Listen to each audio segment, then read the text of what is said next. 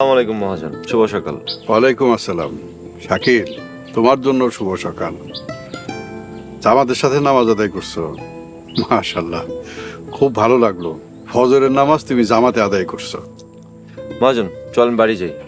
না, এখন বাড়ি যেতে পারো না। শুনছি রাত্রিবেলায় পাশের গ্রামে দুই ভাইয়ের মধ্যে ঝগড়াঝাটি হয়েছে। এখন যাইতে হইব তাগর একটু মিলমিশ করায় দিতে। বাহ, এটা তো খুবই ভালো কাজ।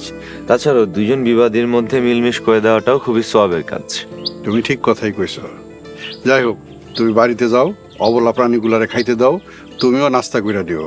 আর ভালো কথা, তোমার মালকিনরে বলবা আমি বাড়িতে এসে নাস্তা করব। মহাজন বিচার করতে চাইতেছেন, তারাই তো নাস্তা খাওয়াই দেব। আস্তাগফিরুল্লাহ।